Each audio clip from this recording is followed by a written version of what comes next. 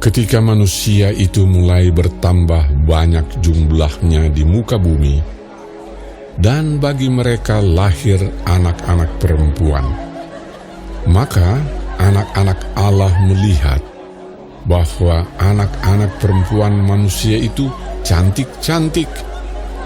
Lalu mereka mengambil istri dari antara perempuan-perempuan itu, siapa saja yang disukai mereka.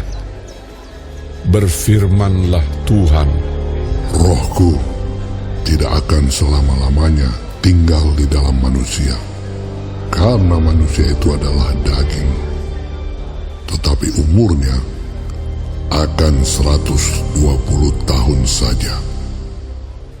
Pada waktu itu, orang-orang raksasa ada di bumi.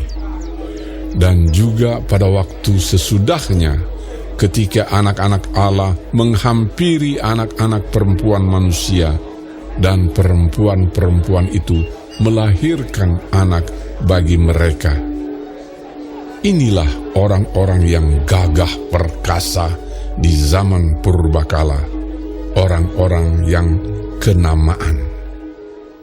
Ketika dilihat Tuhan bahwa kejahatan manusia besar di bumi, dan bahwa segala kecenderungan hatinya selalu membuahkan kejahatan semata-mata, maka menyesallah Tuhan bahwa Ia telah menjadikan manusia di bumi, dan hal itu memilukan hatinya. Berfirmanlah Tuhan, Aku akan menghapuskan manusia yang telah kuciptakan itu dari muka bumi, baik manusia maupun hewan, dan binatang-binatang melata, dan burung-burung di udara. Sebab aku menyesal bahwa aku telah menjadikan mereka. tetapi Nuh mendapat kasih karunia di mata Tuhan. Inilah riwayat Nuh. Nuh adalah seorang yang benar dan tidak bercela di antara orang-orang sesamanya. Dan Nuh itu hidup bergaul dengan Allah. Nuh mempernakkan 3 orang laki-laki, Sem, Ham, dan Yafet. Adapun bumi itu telah rusak di hadapan Allah dan penuh dengan kekerasan. Allah menilik bumi itu dan sungguhlah rusak benar. Sebab semua manusia menjalankan hidup yang rusak di bumi. Berfirmanlah Allah kepada Nuh, Aku telah memutuskan untuk mengakhiri hidup segala makhluk, sebab bumi telah penuh dengan kekerasan oleh mereka. Jadi aku akan memusnahkan mereka bersama-sama dengan bumi. Buatlah bagimu sebuah batra dari kayu gofir.